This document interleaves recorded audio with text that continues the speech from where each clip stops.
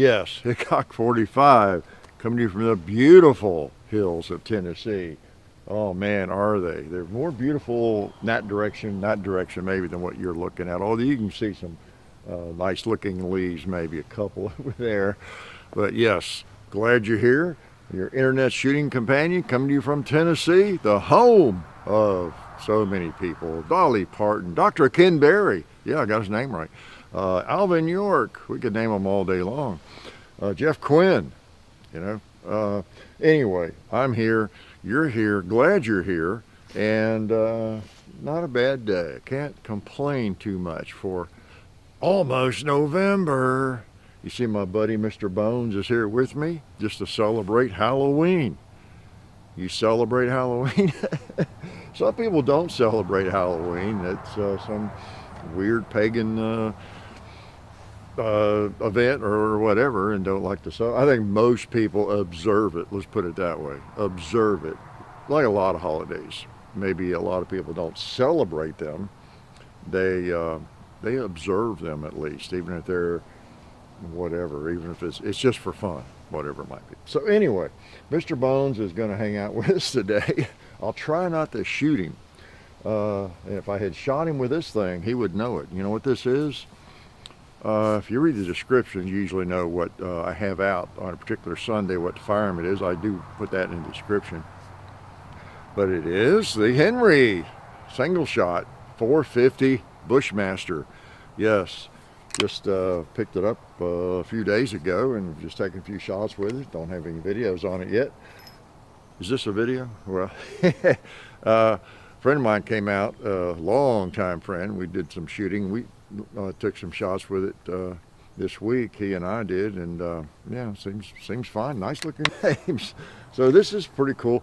The simplicity of a single shot, whether it's a muzzle loader, a trapdoor Springfield, a high wall, Ruger #1, whatever it is, there's just something special about them.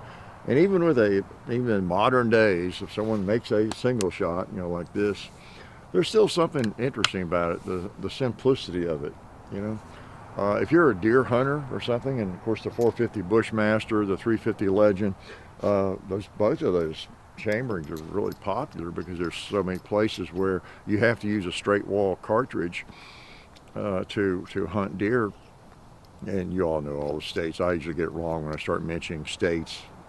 Yeah, I think it's even some counties within some states, like I don't know, areas of Pennsylvania, maybe Ohio, Indiana, Illinois. I don't know, but gives you more options. Some pretty nice cartridges, and other than just a 44 Magnum or 357 Magnum, you can get something that's like. I guess 4570 doesn't qualify as a straight wall cartridge, does it, in those states? Maybe it does, but not many people want to go to a 4570. Maybe, I don't know. It's a good question I've asked myself. 4570, you would think, why would there be a need for some big, powerful, new cartridges with a straight wall? We've had the 4570 for a few years, haven't we? Like since 1873. That's how long I've had it, been shooting it, got a bunch of, but now this is pretty cool. The reason I mentioned 4570, the 450 Bushmaster is comparable in ballistics, so pretty neat gun, I have to say. Yeah, got another one out here today too. I'm going to shoot. You think I should shoot that target? I think I can do it, shoot through Mr. Bones' ribs. Yeah, I don't want to hurt Mr. Bones. I've had Mr. Bones now for 2 years, yeah. I bought that 2 years ago, this week it would be, and because I knew my little grandson, Davey, was coming out, and he was 4 at the time, and I just wanted to scare him to death.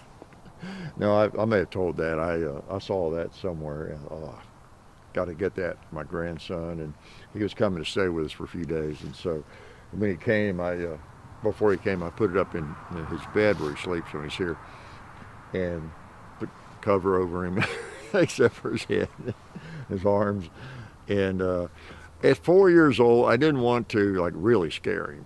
Even I have my limits, and I just didn't know really as well as I knew him how he might react. You never know about a 4-year-old or a 6-year-old or an 80-year-old, how they're going to react to something. especially in his bed, in his room where he's, you know, it's one thing if it's sort of hanging on a tree when you drive up or on the porch. But I thought, let's do it right. So I did. And he was really, oh, he thought it was the greatest thing in the world. Didn't frighten him at all, you know.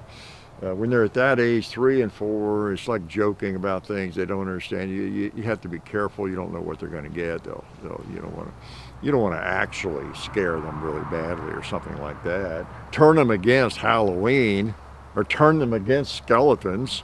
You know, I mean, everybody's got one, right?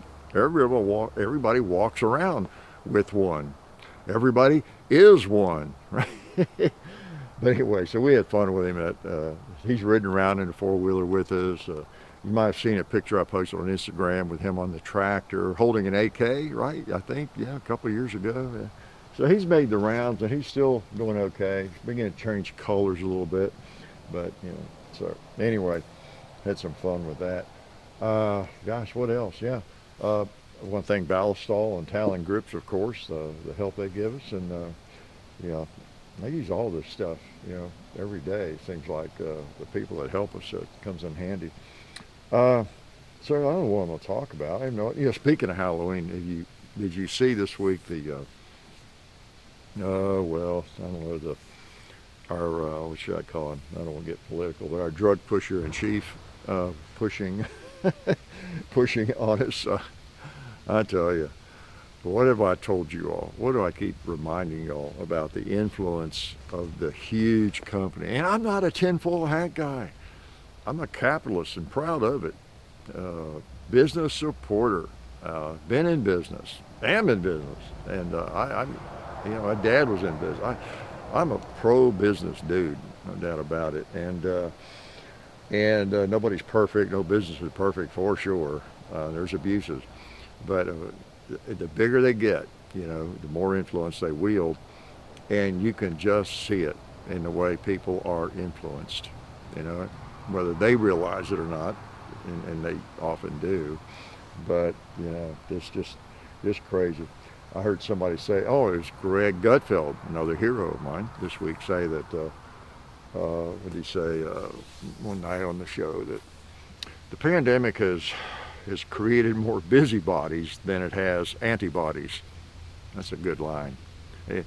From a fellow who is loaded with good lines, and his writers, whoever they all are, and he's very, very, very, very, very, very clever himself, so it all sounds like him, doesn't it? But yeah, from a person who is famous for having so many great jokes and lines, that was a good one, I thought, a really good one. So anyway, speaking of jokes and that kind of thing, don't forget now. Let's see. Now we're near the end of October, so John will be in Lowell, Arkansas, at the Grove, November 3rd and 4th, coming up this week. So if you're in that area, check him out. And again, of course, it'll be in middle of December. I'll remind you about down in Huntsville, Alabama, at Stand Up Live, and then back at Zany's that same weekend in December.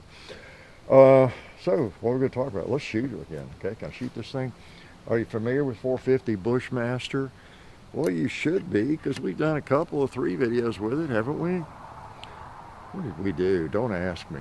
Why did I ask myself? We did an AR, I think, even. And it seemed a little awkward. I kind of like it I think we did a bolt gun with it. I kind of like a simple gun with it. It is basically a deer hunting rifle or cartridge. Yeah, well, it's whatever you want to do with it. I shouldn't say that. Yeah, it's whatever you want to do with it. 4570 is a big game cartridge. Have I ever shot big game with it? I've loaded probably thousands of them and shot thousands of them. Have I ever shot a big game with a 4570? No.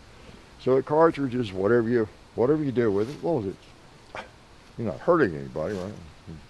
You leave it totally wide open. So a single shot, you got to love it. You know, for those who are brand new to shooting firearms, like a single shot shotgun. You might have thought from the thumbnail to this video that that's what I was holding, a single shot shotgun. It's really what it looks like, doesn't it?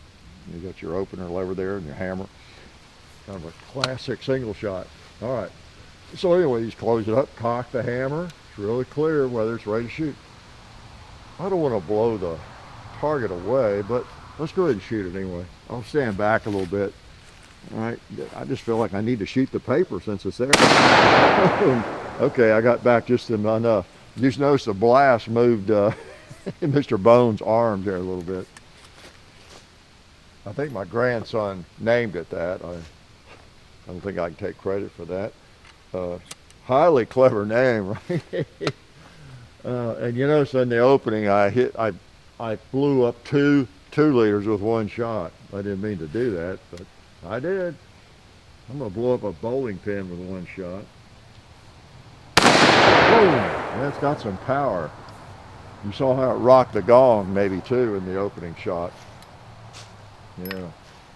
So pretty cool, just simple firearm. It's got some heft to it. This is Henry again, Henry Company, Rifle Company. I've got my extender on it, but I think pretty nice, pretty nice. What's it cost? Five or $600, 500, I think. I don't know. We'll do a video. I'll learn a little bit more about it before I do a video. Got simple sights.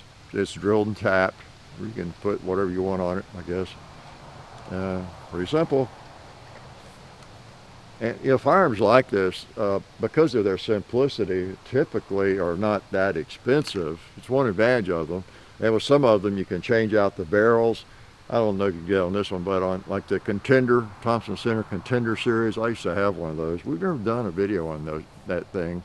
You still see them. You know, they're big handguns, is what I'm talking about. They make rifles too, but they got out of the business now. Weren't they bought by Smith & Wesson and then they moved around? They've had a checkered past here the last 10, 20 years, but back in the 70s and 80s, they were very popular. I had one, you know, big wooden grips and everything. I had a barrel. You just pop the barrels off like a double barrel shotgun or single barrel shotgun, put a different barrel on, keep shooting a different caliber. I had one with a big bull barrel, 14-inch barrel, I think, at 44 Magnum. I had a 223 barrel for it. I had, get this, 256 Winchester Magnum barrel for it. I actually shot in I think maybe just one or two IHMSA International Handgun Metallic Silhouette matches, you know, and some things like that. It was okay. I probably had about a three or 4 year fling with it where I shot it much and I just didn't shoot it, so I traded it off. But I know back in the day they weren't that expensive, and you could buy another barrel and have a whole new barrel chambering for it and everything. I'm thinking, did I get a 243 barrel for that? Maybe. That's a gun I've never had. A friend and I were talking about it. I had a Remington 700 BDL with a bull barrel and 243 back in the early 70s. I did some groundhog hunting with that. That's why I bought it even. Had some folks I knew that had a lot of land and had a problem with out in Franklin, Tennessee, with groundhogs in their soybean fields, and that was kind of fun. I had a 3-9 Redfield wide field or wide angle, whatever they call it, scope on it, and it would drive nails. It would, and I didn't have that but maybe 4 or 5 years either. Nice rifle. I've had a few guns in my life, I have to say.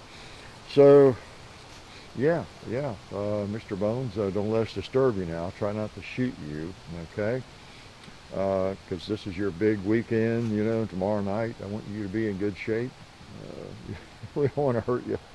Well, let me show you what else I have here. Well, wait a second. I wanted to, there's something else I wanted to mention. I forgot what it was. Well, as always, I want to, mention the scammers. Watch that. Everybody's getting wise to that. They're showing up everywhere, and people are telling me about it, seeing them on every channel and that kind of thing. The scammers just getting pretty prolific, aren't they? With all kinds of crazy names.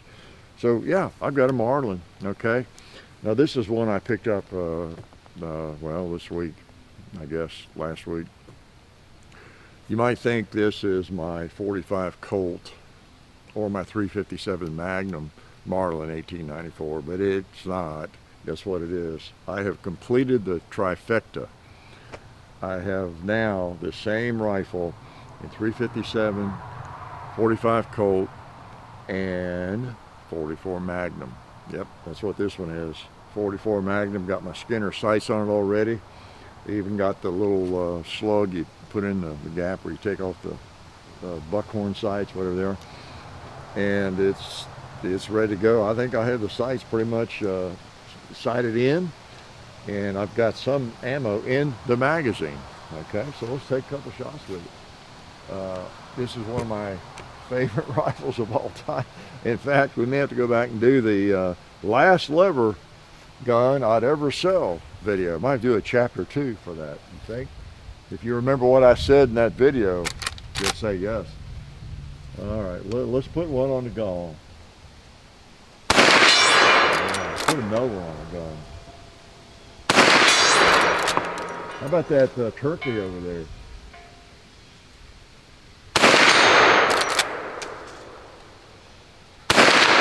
Okay, come on now.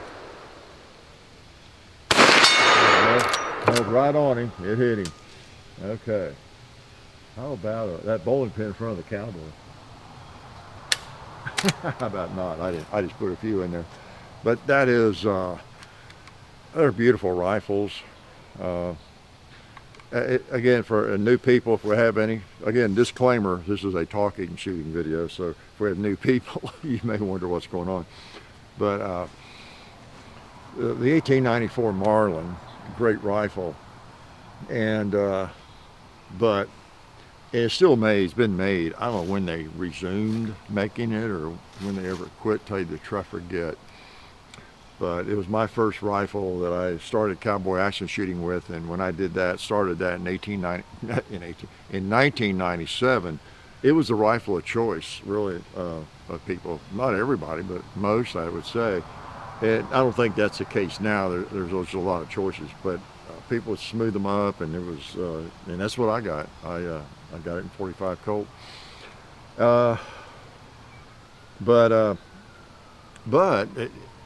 So they're newer rifles. This is a JM model, made in 2001, and my other one was made in, I don't know, 1997, I guess, the year I bought it. Probably, or 96. There was no big rifle shortage or gun shortage at that time, although they were hard. They've always been hard to find, the cowboy model in these things, in this barrel length. But they found it. They found me. No, that's one of those ambulances I bet I was talking about. Yep, there we go. I mentioned last week, somebody's having a bad day. It's not me, is it? Something's not going on with me I'm not aware of. Huh. Yep, bad day. Too bad you didn't come by last week when I was talking about that, right? So anyway, so it's not an antique at all. It's I've seen some originals at gun shows, and they're always chambered in 4440 or some other thing, and I avoid rifles in 4440 unless I just love it. It's just one of my favorite, like the 1873, the classic. That was what it came out in, 4440, in 1873. I've got an 1892 that's chambered in that, and it's an antique, a beauty. You've seen it, I hope. That one was made in what, 19...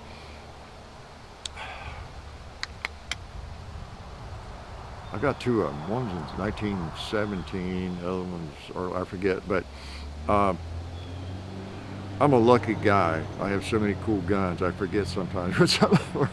I confuse the dates, but it's a 4440, but it was just such a great gun, and I'm not going to shoot thousands of rounds through it. So, yeah, and that's part of the thinking process, isn't it? I know you're surprised that I would ever do any thinking, but that really is part of your, I don't know, the premise, the basis. When you're buying a rifle, if you have the means, the interest to have a few antique guns and maybe some more modern guns and things, lever guns, whatever they are, one of the things that goes into that equation is how much am I going to shoot this gun? Am I buying this firearm to shoot it a lot? I'm going to be taking that thing to the range. Well, Or is it, oh, it's just a cool gun. I got to have one of those, you know, like a Krag or, you know, something Jorgensen, something just historical and really cool. And not that you're not going to shoot it, you'll shoot it, I don't know, maybe 8 or 10 times a year, or maybe I don't shoot it for 5 years, but it's just, I want to be able to shoot it, but I'm not going to shoot it that much. It's just such a cool piece of fish. You know, there's a big difference between those two rifles, right? Yeah. So the chambering in the one you're not going to shoot much, it doesn't matter that much. Even if it's $1 or $2 or $3 a shot, maybe you're going to shoot it 5 times a year. You just want to own one. You know. But if it's a firearm, it's just a shooter and one you just want to enjoy. Maybe it's even a little bit historical. I don't know. But you're going to shoot it a lot. Well, you think about that. What chamber do you want that thing in? You know. So anyway, to me, these are such great shooters. I'm not as interested in getting an original, although it'd be cool because they're historical. So I've got enough firearms that shoot that cartridge. I've even got a Colt, you know, Frontier. So this is my little lesson on that kind of thing, the rationale, the thinking that goes into, you know, and you all know all that, most of you, but if you're new to firearms and 2 ambulances, a really bad day for some people. Same with a car in some ways, you know.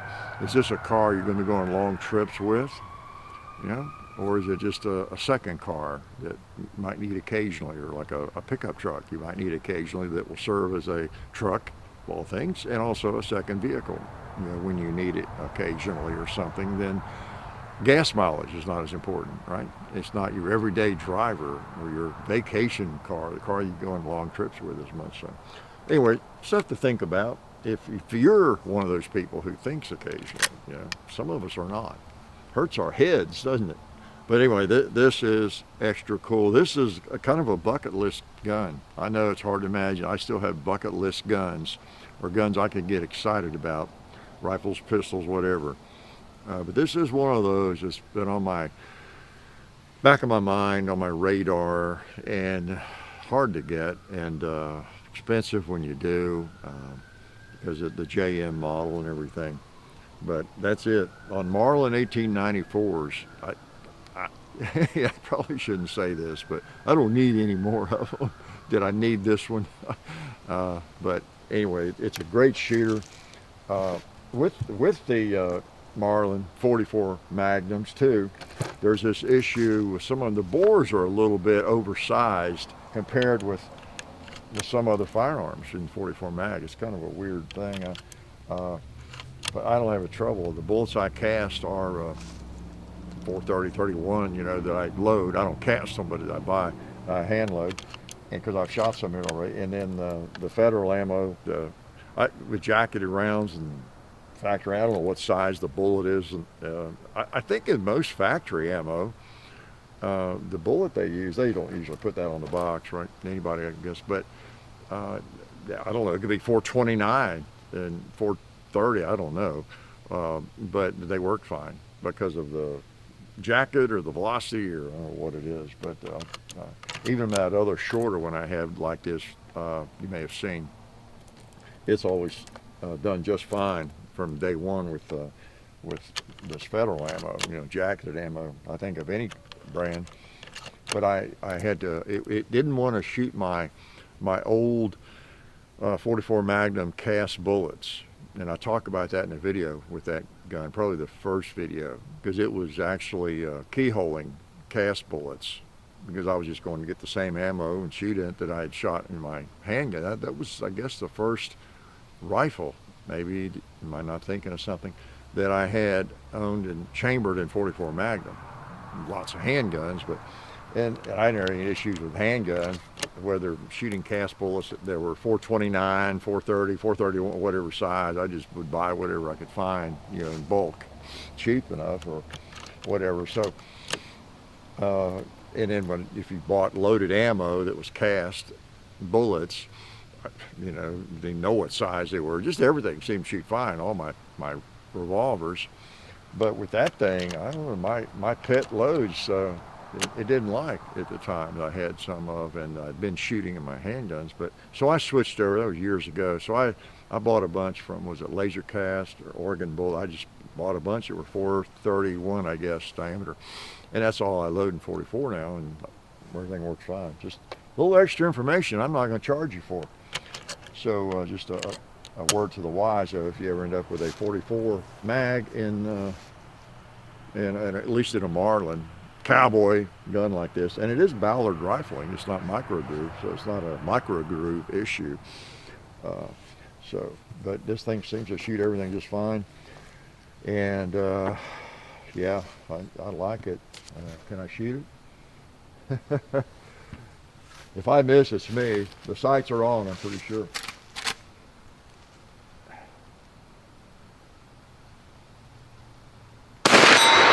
You know what I mean? Sights are on. Oh boy. I think I knocked the turkey down. I'm gonna, hit that other string there. Nice. I think I'll use this to, well, let's get the, what do you call him? The pig. Boom, that's where you want to hit him, right? And the cowboy. I'm going to knock that pin out of the way first. Yeah. Got another round. Got another one. Let's hit this target again. Risk blowing it over.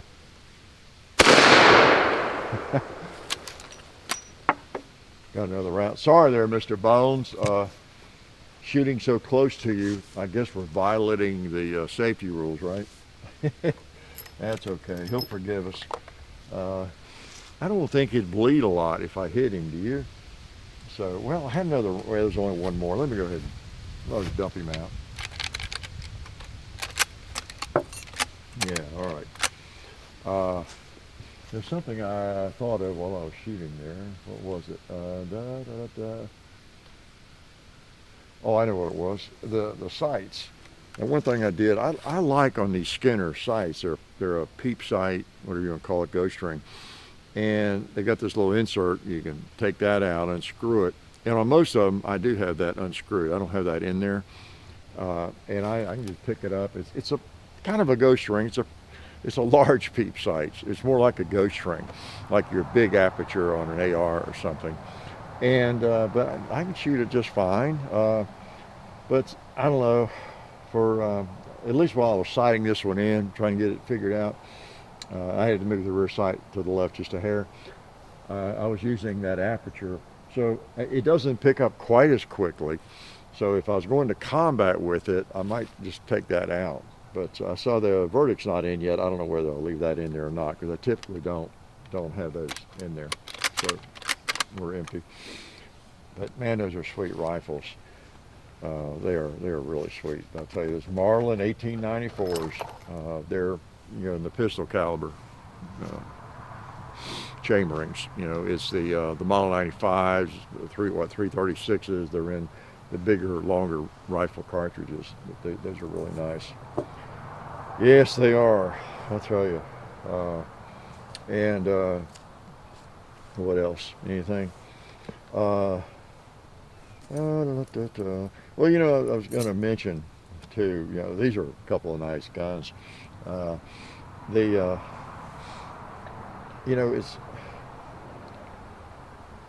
It's cool to. I think a lot of people sort of mistake, or they don't think about the different directions we go with firearms that we buy, collect, we want to own, or in our own collection, or whatever. Most people think about it the right way, of course, which is the way I think about it, whatever I think. However, I think it's the right way, right? But I think what brings this to my mind is the amount of comparison you see, or comments that we see online everywhere, making fun of certain firearms or how bland or ugly they are. a polymer pistol, for example, or an AR even, or something like an AR, in any kind of polymer pistol. Could be a polymer rifle, but just the comments about how ugly they are. In some video you've probably seen someone say, I'd rather have a Winchester Model 70, or if I'm comparing guns, or I've got 2 or 3 out, yeah, man, you trash that old polymer gun. That wooden steel is what I would want. So I mean, that's an ongoing comment that you see, obviously. Even comments about how that old M&P won't, wonder if it'll still be around in 100 years. Maybe I've got it on the table and I've got a 1911 on the table. And so the part of just the normal trashing of polymer pistols that you see a lot of from people who don't like polymer pistols, haven't gotten used to that or whatever it might be, or don't like ARs, or I don't know what it is. But I mean, I would encourage new shooters, new to the firearms world, to think about it a little bit differently. There are so many different categories of firearms. I'm the same way. I mean, God, I don't have a polymer gun that even comes close to the beauty of this thing. This is not even an antique, really, patterned after one, but I mean, that's a beautiful rifle, and even that single shot is, and I have a lot of beautiful rifles, wood and steel, so I'm the first to admit that. But I don't compare them with, like I wouldn't compare that with an AR. I don't. It's just crazy. They're two different. It's like comparing that tree with the tire on my four-wheeler. I mean, there's no real comparison. To me, the polymer pistol, polymer rifle, or an ugly AR, whatever it is, it's a tool, and the beauty in that is in the function of it, the purpose of it. It works. It serves the purpose it's intended for. It's defense. It could be military. It could be hunting, whatever it is. And my Glock 19 or my M&P or my SIG M17 or my SIG X10 or whatever it might be, or my P365, there's nothing pretty about those firearms at all. But they're a tool. I can go get a claw hammer. I've got a claw hammer I bought in 1975. The first one I ever bought. Didn't need a hammer until then. Built the workbench in the house I bought. Okay, and that's the one I've used ever since. Same claw hammer, and nothing pretty about it. It's a hammer. It's a claw hammer. I've replaced the handle in it 3 or 4 times through the years. But there's a certain beauty to it because it's so functional and it works. It's probably not going to break. It's probably going to work every time. Even though it has had a few accuracy issues over the years. I think I hit my thumb a couple of times with it, so it is maybe not the most accurate hammer, right? Some of you got that. Most of you got that one. But it's a hammer. That's the way I look at a Glock 19 or a Glock or any of those polymer pistols I mentioned. They're kind of a hammer. Now, that's not an insult. They do what they do very, very well. And the fact that they're polymer makes them lighter, and they're utterly reliable. Not 100, nothing's 100%, but they're utterly reliable. They're the right weight, they feel good, shoot well, and all that. And so that's the beauty, quote unquote, in those firearms. But to compare those polymer pistols with like a really a good-looking, good-feeling 1911. They're totally different categories, really. So there's a little too much of that online, isn't there? There's too much trashing of 1911s or of revolvers and they just all are what they are. They all are what they are, and some of it comes from folks. Here I'm getting philosophical, but over analyzing things maybe, but. Some of it probably, because I've been through all these stages, some of it does come from people who are, maybe they're looking to buy a gun, or they've got one or two, and they need to save up for months and months, like I used to do, to buy a firearm, or trade ones they really didn't want to give up to get a new firearm. Now, I've been there a lot of years. And so it really does come down more to this one or that one. well, I wouldn't want that old thing. So, having both of them is not as much an option, is what I'm trying to get to. So, whereas my way of thinking, and I think it's always kind of been that way, like, yeah, I might have to choose now. I can't have both, but I see the value in both of them. And if I could afford it, I would just have both because they're different. Well, this is a hammer. This is a collector's piece that I can shoot. That's a hammer that I can shoot. So anyway, I don't know if that means anything. But I don't want to talk too much about anything that actually means something because guess what? You'll start expecting it. Yep. Start expecting it. That's why I tell my wife that I can't be nice to her very often because she'll begin to expect it, All right, let's shoot this thing again. Now you notice I closed it up, but it's not ready to shoot. I could pull the trigger right now all I want to. What has to happen before it can shoot?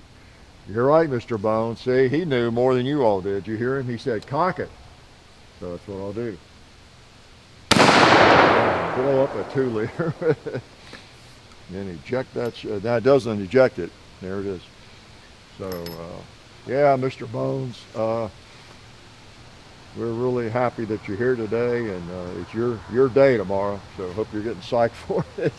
I think I need to open another box of ammo for the 450 Bushmaster. Yeah, there we go. Take a shot with him. Another shot. Yeah, this is the kind of firearm you ought to be able to shoot this 1,000 times. There's almost nothing to break. Well, famous last words, right?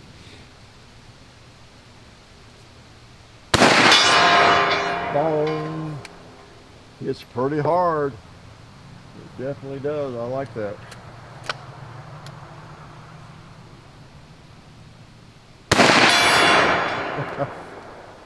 Yeah, man. That might be an option for you. I'll learn a little bit more about it before we do a video. Not a lot to know about it, but believe it or not, I do research before we do a video and make sure I know the basics about a firearm and then give you our opinion, our impression of that particular firearm. That's what we do. As you know, I'm not the guy that to go to if you're just quickly, I want to know all the specs on some firearm. Man, I probably overlooked some of that. It's there, it's a click away always, but I try to give you the most, what I consider the most important things, right? Yeah, I just noticed. I will say one thing. I admit some idiocy. I got a little place on the wood there, if you can see that, right below that. When I was putting that in, that was tough to get in there, that slug. I had to really beat on that. I even had to file it down before it would fit quite a bit with a stone, and it still hit it hard. I tried to make sure I didn't miss and hit the barrel, but just one little bang on that wood, and it got me a little dent. Other than that, it was perfect, but that's okay. It doesn't matter. It's not going anywhere. It's going to be mine forever, okay? At least as long as I'm around on this planet. That's for sure. So I was riding along this week and heard Waylon Jennings singing. I had heard that song, I think, since the 70s for some reason. I had the album back then. But I've always been crazy, but it's kept me from going insane. Something like that is the tagline in that thing. And I thought, yep, that's me. And I used to say that, it helps me crazy. That's why I can survive teaching middle school, and there's a lot of truth to that. I just out crazied the kids. And so they were all crazy, of course, at that age, but that's okay. I'm a little crazy too. And so I could survive it. A lot of people probably just couldn't do it more than a few days. And I did it for all those years, So, it helped me a lot. It also helped in other, jobs I had, because, y'all are going through that, a lot of you. Everybody that's working, there's something really crazy about whatever job you have. If you're working in a fast food industry, in corporate America, I've been, of course, in the corporate world a lot too, and in education and other things, and there's just so many crazy things that go on, because people are crazy, and everybody is not ethical, and everybody has a giant ego, and there's just, I'm not telling you anything. It's just stuff you have to deal with, And when in your workaday world, you have to deal with those people, don't you? You don't have a choice. Whereas you can change churches or change neighborhoods or just not go to certain parties or hang out with certain people. You want to ignore them, but people you work with, you know, you're kind of stuck with them. And so it's you got to be flexible, and it helps be a little crazy. It really does. But anyway, it was great to hear that song. I hadn't heard that thing in so long. Oh man, do I have any advice before I let you go here? I might shoot again, shoot some more. Well, like I said, I've been saying, you know, warning you young people, of course, to don't waste your time. You don't know when that ambulance is coming for you, you know. But I saw this week, in fact, I guess it was late in the week, last week, I don't know, sometime early in the week, on the news, some footage they uncovered of the girl that was murdered out west. I don't keep up their names, Gabby or something. Not to diminish, you know, that tragedy. I mean, I just, you know, by the time the news runs stuff, you know, 90,000 times a day, you grow weary of it. The family doesn't grow weary. It happened to them, but somebody in their family. But it showed that girl and her boyfriend, who murdered her apparently, walking through a Whole Foods, I think it was, you know, and there she was walking through there and I don't know, picking out some ice cream or something, you know, at the ice cream cooler, whatever it was, and they said that was the day they think she was murdered, you know, I believe, and I thought, you know, it's always so weird to see that, isn't it? When you see footage like that, some recording, whether it's a like surveillance camera on a building, you know, that catches something that happened, and just knowing there's that person walking along, and we already know what's going to happen to them, right? And there they are, and they don't know that. They're just doing whatever they're doing, something mundane, like, you know, grocery store, picking out something to buy to eat, ice cream or something, and don't realize that's their last day on the planet. Yeah, like a lot of us don't when that happens, won't know. But it's just weird to see it, you know, and to think about that. And I couldn't help it but make a mental note about how odd that was. And, you know, and you go back and see a movie. I don't know if you're like that, but maybe it's an age thing to some extent when you get, although I've always been a little bit like that. I'm curious about that kind of thing. And life and death is such a weird thing, you know, when you really think about it, isn't it? And how we're just gone at some point, you know, from this planet, you know, and this planet that means so much to all of us, you know. We have so much invested in it, and we're just gone. You know? But like John Wayne's last movie, The Shootist, great movie. He was so ill, cancer, you know, and had difficulty even making that movie, I think. But just when you watch that, knowing that was very close to his last days on Earth, you know, and it's kind of odd. I saw a movie, if y'all have seen it, I wasn't even aware of it. Somebody, of all people, Bill Maher, that's it. I was watching this podcast with Bill Maher and Chevy Chase, okay? I can take Bill Maher in small doses. I've discovered, I like some of the things he says. He's very witty, very smart. I don't agree with him politically. I love how he's after the wokesters these days in a big way, really after them. But a lot of him, you know, I don't really enjoy, other than he's a funny guy. But he was interviewed, well, you know, interviews, that Club Random thing he does, and he gets Chevy Chase on there.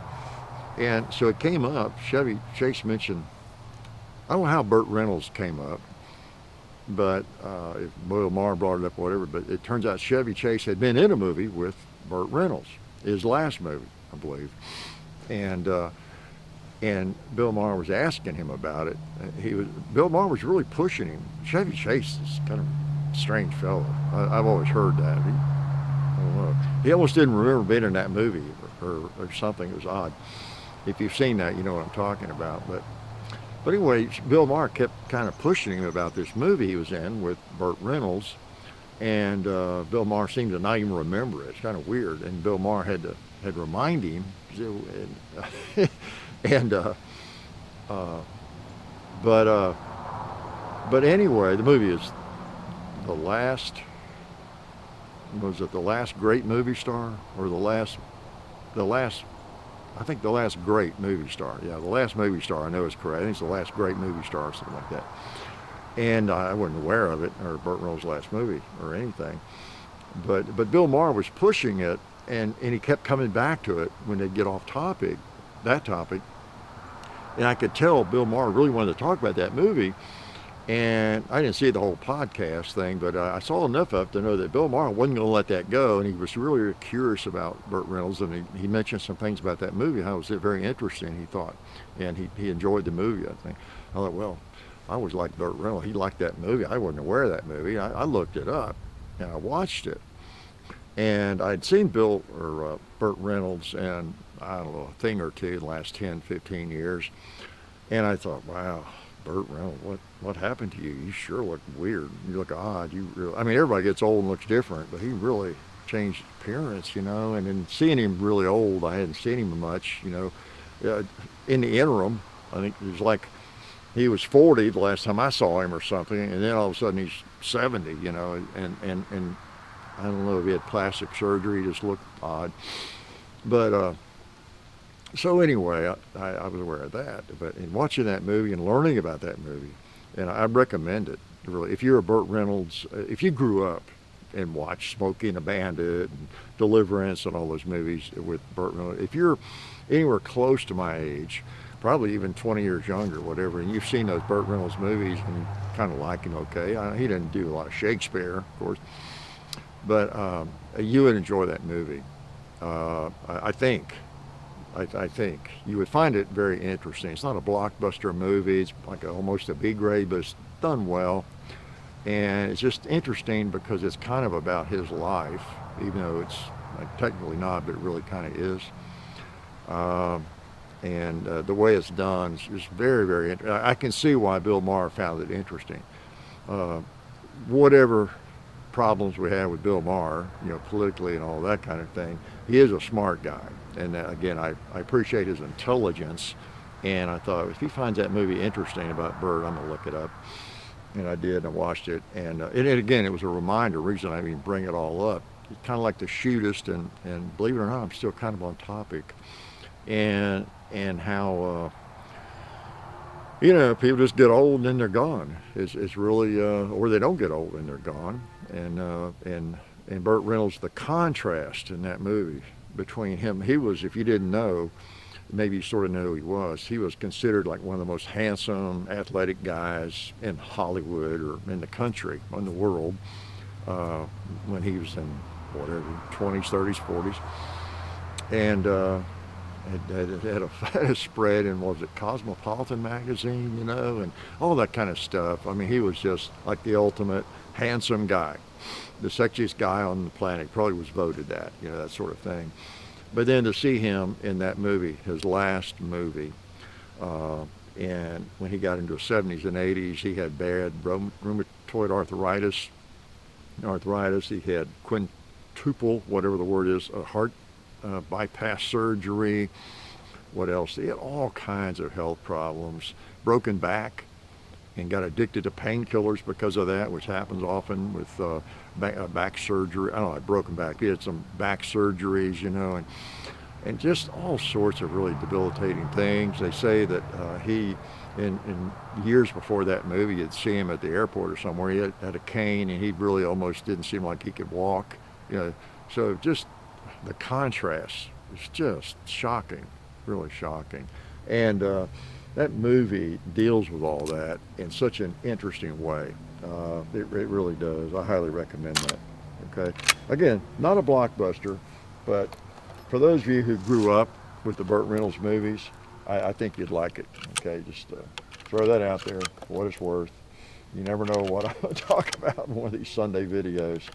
And that's the beauty of it. I can talk about whatever I want, right? So I'm going to shoot this beautiful rifle again with 44 Magnum. By the way, I'm shooting 240 grain ammo, which is kind of the classic round for a 44 Magnum. Doesn't have to be jacketed, but 240 grains is kind of the classic standard loading. And there's a lot of different weights now, of course, and have been for years. You can get heavy bullets. In fact, I load some 300 grain or 310. I load that same bullet in 45 Colt, and one of them I think is 310 grains, and one of them is 300 grains. Probably the 310 is a 45 Colt, but so you can shoot heavier, load heavier bullets and all that. But this is a nice round. I like it. I like it. I told you all maybe with the Anaconda, I might have even mentioned to y'all before I got the Anaconda that I would like to have, because I load so much 44 Magnum. I've always shot a lot of it. And a lot of my 44s are not that big. Even the Model 29, my 8.3/8. Now it's pretty pleasant to shoot even warm ammo in it because it's got such a long barrel. But you know, even a Smith & Wesson is not, it's not as heavy as a big Ruger Red Hawk or Super Red Hawk or some others. And yeah, it's not as much fun to shoot really hot stuff, you know, or whatever, too much of it. So I was sort of, that's one of the reasons I was looking for a 44 in a rifle. I really was, and thought, hey, it'd be cool to have one of my favorites, because I knew they made it in 44, the Marlin 1894. And preferably a JM, you know, if that was even possible to find one of those. So that was kind of on my mind for a couple of years, kind of looking at it. And yeah, I just didn't ever see one really. And then when that Anaconda came out, you know, just that's how things work. You know, we had shot the Python, the new Python, 2020 Python. Was impressed, pretty really, even though we had that trouble in the first video, I'm impressed with it. And then the Anaconda came out, which is the same gun, you know, smooth action and nice, bigger, and in 44 Magnum, and that 8-inch one I found. I thought, you know what, maybe that just will take the place. That'll just be my new big 44, that it's got plenty of heft and I can just shoot anything in that. I'm in the mood to go shoot 200 rounds of 44 Magnum. Yeah, that'd be good. Do it in that big old heavy thing. So that's one reason I bought it. Well, you know me. When I found one of these, though, it still didn't keep me from buying it. Yep. No cure. There is no cure. And guess what? I'm not looking for one either. I don't care if there's not a cure. I'm gonna use that red bowling pin. It looks evil. It's red. Yeah, let's shoot it. They gotta shoot the Mr. Bones in the head. Oh, that'd be mean, wouldn't it? That would look violent if I did that, wouldn't it? I wouldn't hurt Mr. Bones. That's my grandson's buddy. Boom. Oh, knocked over the...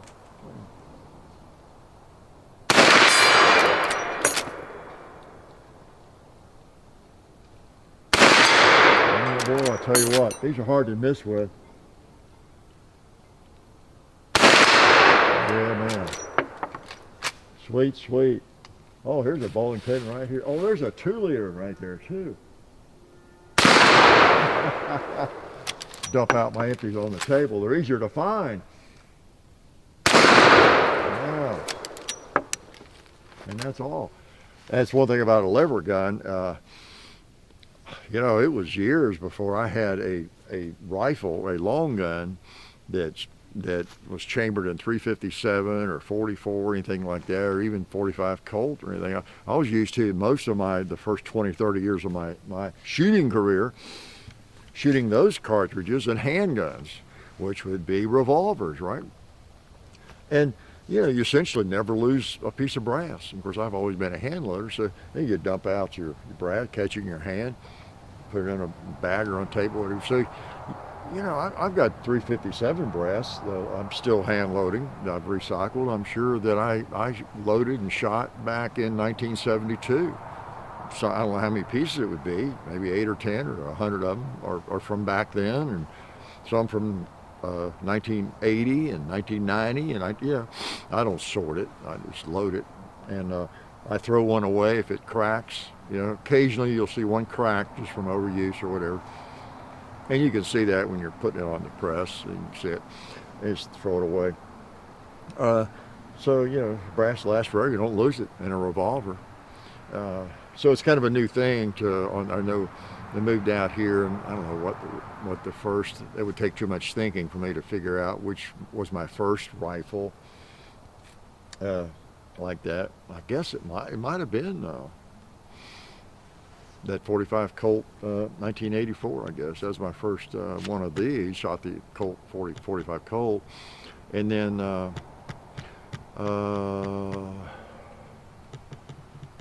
Yeah, I'm trying to think. Might have been these Marlin 1894s, all of them. You know, the 357. I had that Winchester 357 Magnum. So anyway, then gradually, or there's a gun from Bud's for a video review, of course, maybe too. But picking up 357 brass off the ground, like maybe 12 of them or 15 or 30. After you've been shooting or after a video or whatever, it still seemed odd, because that's just kind of something that didn't happen back in the old day. Now maybe you go to the range with a revolver and you dump it all out on the ground, ready to reload, and you just pick it up later, or you don't pick it up, I don't know. But since I hand load, anybody shoots a revolver and hand loads it, they typically don't let it fall on the ground. It's easier to just catch it than to pick it up, unless you're in competition and you've got to dump it and go. So I know y'all were curious about that. All right, so anyway, nothing else, I guess. I hope you enjoy Halloween, and, I hope you don't get scared too badly. Speaking of my grandson, I didn't mention that. I went over to his school. He's a little baby kindergartner, and it was Grandparents' Day this past week, so that was kind of neat to see his school and let him show us around and everything. Little kids are so funny, aren't they? They do the little program and sing songs and that kind of thing. And it's just amazing.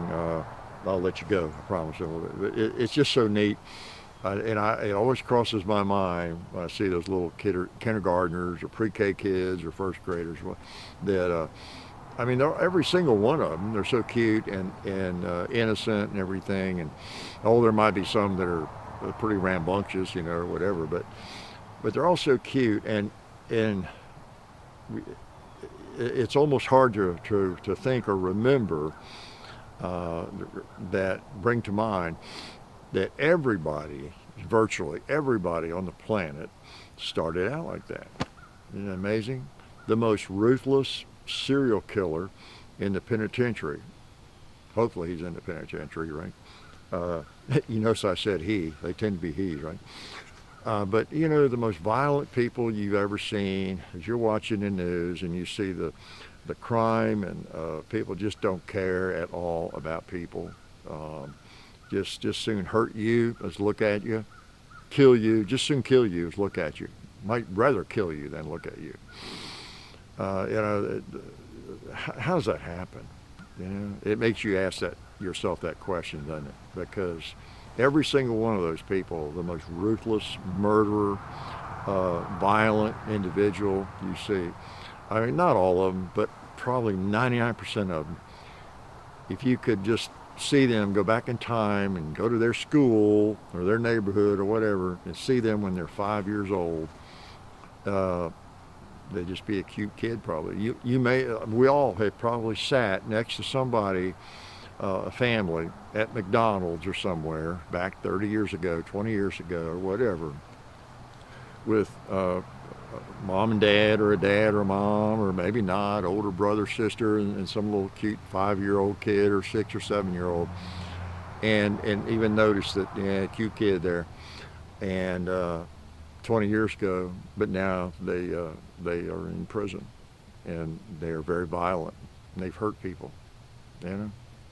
It's just hard to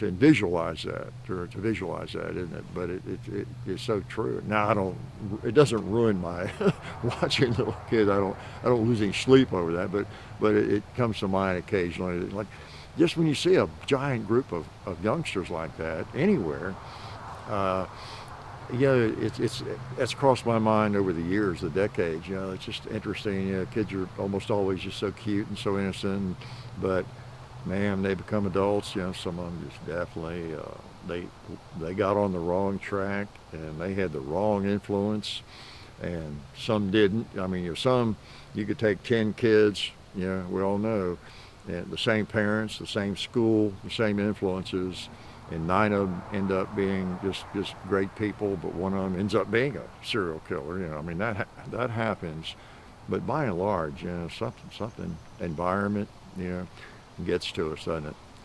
It gets to people, and not having lots of reasons we could get into, obviously, not having parents, or too much influenced by the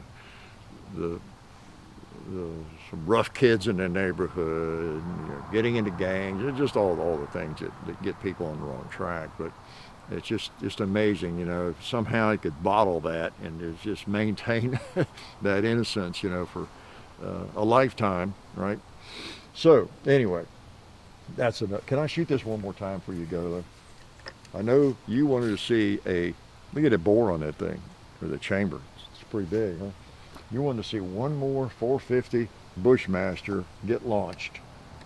You wanted to see the gong popped one more time, right? So the sights seem to be pretty much on, so I'm not going to mess with them. Now what we got?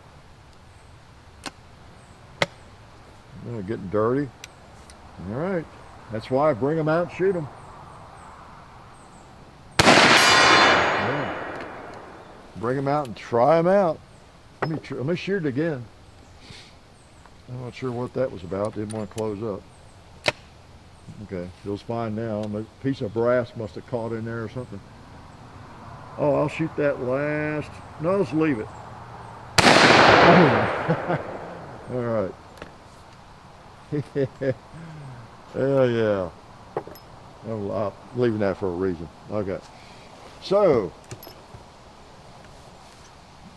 anyway, good to talk to you all. I had a little problem with my my Bluetooth. The song, which some people hate, was coming right out of my phone. I got a new phone this week, the Google phone, but it's got a little bit better sound, but it's not like a speaker. But I don't know, it wasn't picking up the speaker for some reason. I've used the Bluetooth that's worked in my car and everything. I don't know what the deal was. In fact, I thought I'd used it on that speaker. I got a new speaker. It's not as big. It's a little handy, Been using that for a few weeks. You didn't know it. I used to have that big one. I thought that I'd connect it with this phone. I don't know. Oh well. Anyway, some of you will be happy you don't like the song anyway. But glad you came out and could enjoy the pretty nice weather. It's brisk, no doubt about it. It ought to be end of October, right? So make sure if you're out trick-or-treating tomorrow night that you scare people, scare the little kids, right? Scare the little kids. Oh man, oh yeah, somebody they wrote me, or was a comment, I don't know, they said their son or somebody was going to go as Hickok 45. I said, well, that's appropriate. You can really scare people looking like me. But anyway, have a great trick-or-treating. Get you a big bag of candy and make yourself really unhealthy. That'll do it, right? So I'll see you next week, and stay tuned. Hope you enjoy the videos this week, and you're tuning in. We post generally on Sunday. Guess what? Yeah, Sunday, Tuesday, and Thursday, and then sometimes another day, before the weekend. So I know nobody's subscribed. I get probably 20 messages a day, people saying they, for some reason, and they're convinced Google is doing it, and they may be, I don't know, that they're getting unsubscribed and all that. So anyway, make sure you're subscribed, keep up with us, and I tell you what, if you promise to keep up with me, I promise to keep up with you. How's that, and what you're doing? All right? You don't want me keeping up with you, some creepy old guy, right? No, I'm glad you're here today, and hope you're here next week. Life is good.